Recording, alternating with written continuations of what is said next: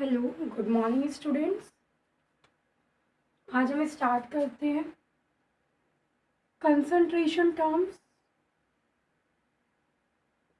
Concentration terms concentration terms में मैंने आपको molality molality and mole fraction,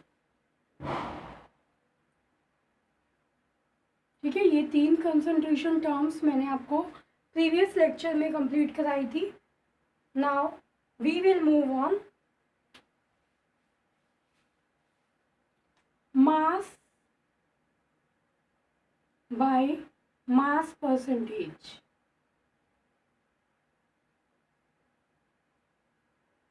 मैं अभी आपको कंटिन्यूसली 4 कंसंट्रेशन टर्म्स बताऊंगी, ठीक है। उन पे डायरेक्ट क्वेश्चन नहीं आता है, बट आपके वो क्वेश्चंस में यूज होते हैं, ओके। तो for third fourth one is mass by mass percent, okay, या हम उसको बोल सकते हैं weight by weight percent. Weight by weight percent is equal to weight of solute upon weight of solution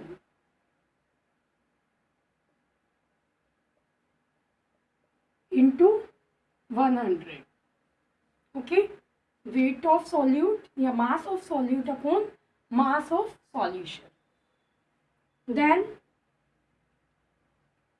mass by volume percent,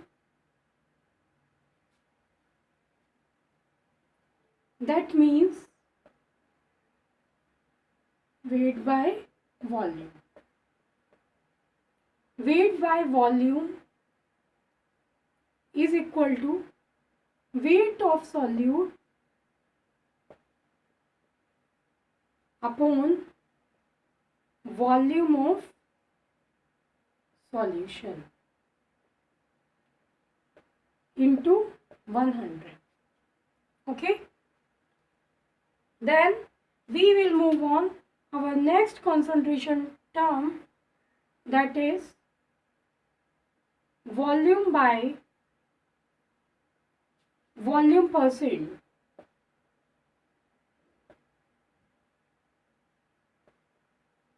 That means volume by volume percent. Volume by volume percent is equal to volume of solute upon volume of solution into 100, okay. So this one is weight by weight percent, that means weight of solute upon weight of solution. Mass by volume percent, that means weight of solute or mass of solute upon volume of solution. Volume by volume percent, that means volume of solute upon volume of solution. And our next concentration term is volume by weight percent. Volume by weight percent,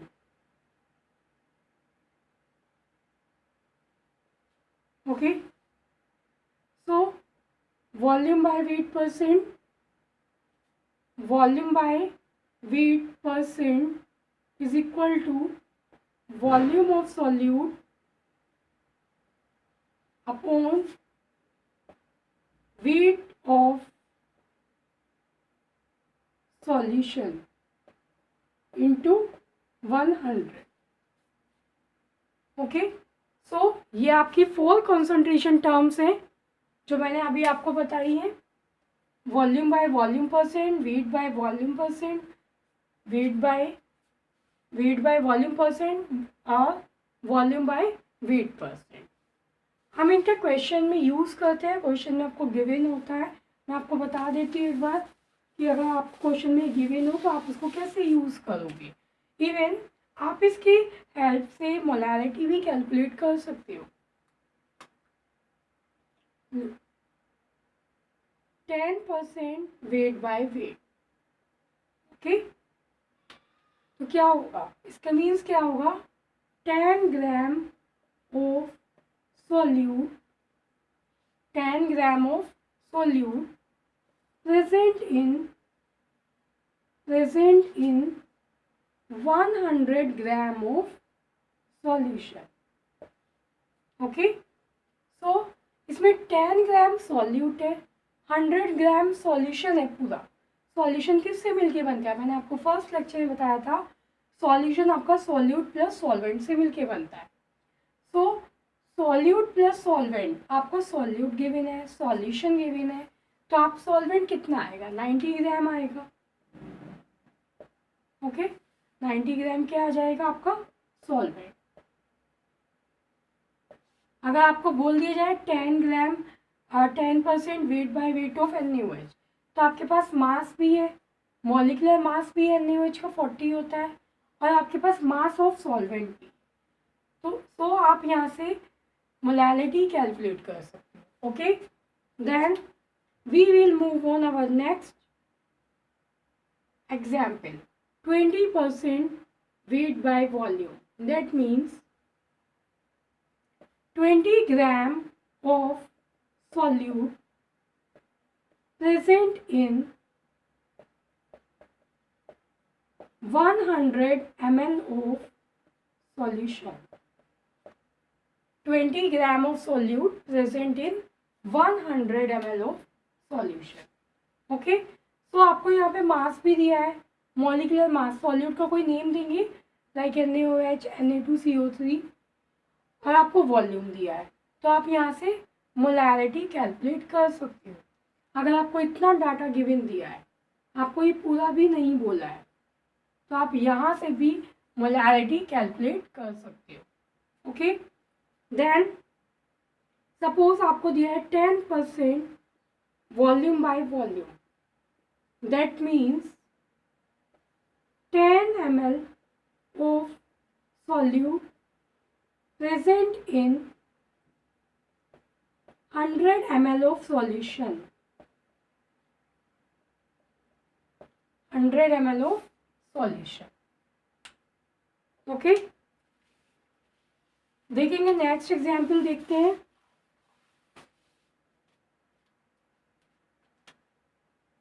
thirty percent volume by weight, that means 30 gram of solute present in 30 ml, volume पर दिया 30 ml of solute present in 100 gram of solution. Okay, तो अगर आपको wait by wait दिया है, weight by volume दिया है, तो वहाँ से आप मोलैलिटी और मोलैरिटी कैलकुलेट कर सकते हो उस डाटा को यूज़ करके। अगर आपको वेट बाय वॉल्यूम दिया, that means 10 ml of solute present in 100 ml of solution. Volume by weight दिया है, that means 30 ml of solute present in 100 gram of solution. Okay, now we will move on our next concentration term, that is parts per million।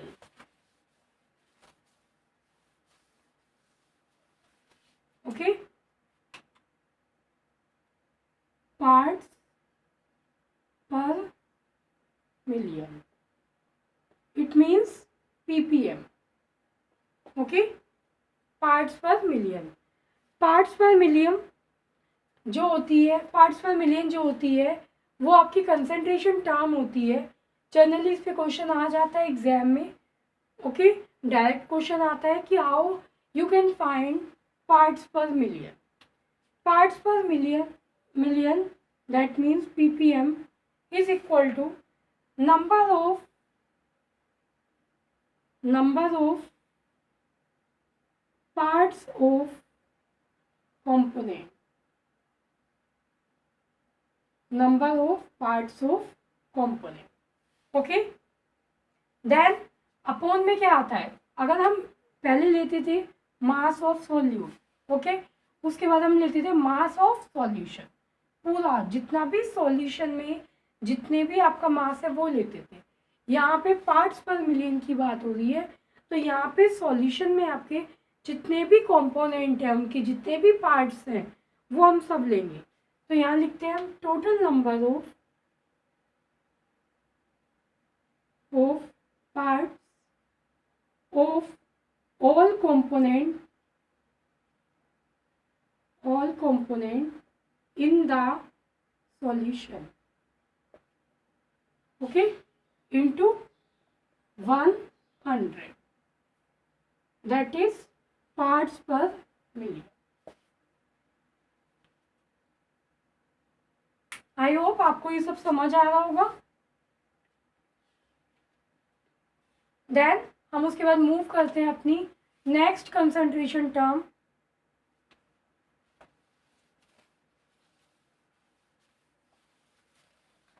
Wait. यहाँ देखो, जैसे आपका parts per million है, मैंने आपको उसमें एक चीज नहीं बताई है, उसमें हम क्या लेते हैं, number of parts of the component, एक कंपोनेंट के, and total number of parts, number of parts of all component in the solution, okay.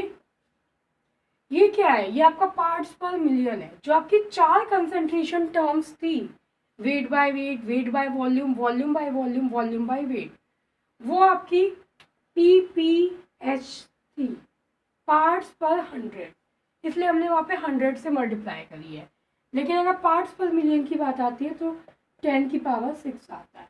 1 million is equal to 10 lakh, और 10 लाख में कितने जीरो होती है, 6। 1 लाख में कितनी जीरो होती है, 5, ओके। अगर यहाँ पे आता पार्ट्स पर बिलियन, तो बिलियन में क्या हो जाता है, 10 की power 9, okay. So now we will move on normality.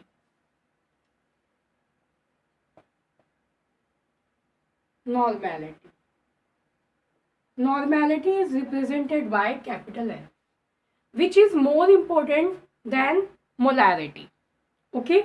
Normality क्या होता है, number of gram equivalent present in 1 liter of solution is called normality, okay, is called normality, which is represented by capital N, okay. Then is its SI unit, its SI unit is normal. The SI unit of molarity, molar, molality, molar, और normality normal, okay. So ये आपकी होती है इसका data, ठीक है। यहाँ पे ये थ्योरी वाला पार्ट है। अब हम देखते हैं इसका formula. Normality is equal to number of gram equivalent upon volume of solution in litre, okay. अगर आपको वॉल्यूम दिया है ml में तो आपको ऊपर 1000 से मल्टीप्लाई करनी है, वरना normality is equal to number of gram equivalent upon volume of solution in litre. Normality is similar to molarity, but it is slightly different from molarity, in which terms number of gram equivalent. In molarity we will take number of moles, and here we will take number of gram equivalent, okay। वह इसका screenshot ले लो या इसको note कर लो आप लोग। Normality को।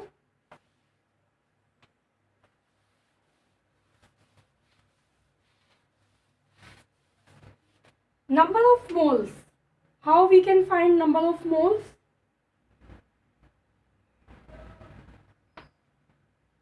मास upon molecular mass. I hope you all know how to find molecular masses. Then volume and volume at STP. Even अगर आपको वॉल्यूम लीटर में दिया है तो यहाँ आपको लिखना है 22.4। अगर आपको वॉल्यूम ml में दिया है तो आपको लिखना है 22,400। Okay, next molarity into volume. Volume अगर आपको लीटर में दिया है तो सिंपल आपको वॉल्यूम की वैल्यू रखनी है, अगर आपको ml में दिया है तो नीचे 1000 से मल्टीप्लाई करनी है। And lastly find number of moles with the help of number of molecules upon Avogadro number. Okay, number of molecules upon Avogadro number. So there are 4 methods to find out number of moles. Mass upon molecular mass, ये आप अच्छे से जानते होंगे इसको अपने previous classes में या 10th क्लासेस में, इसी की हेल्प से आप नंबर ऑफ मोल्स को फाइंड आउट किया होगा। Volume upon 22,400 in terms of volume in ml, and molarity into volume, and lastly number of molecules upon Avogadro number. Okay, so मैं आपको नेक्स्ट क्लास में पढ़ाऊंगी इसमें नंबर ऑफ ग्राम इक्विवेलेंट कैसे find out करते हैं, नंबर ऑफ ग्राम इक्विवेलेंट में N factor क्या होता है, एंड आपका ideal and non ideal solution क्या होता है। Okay, thank you, happy learning.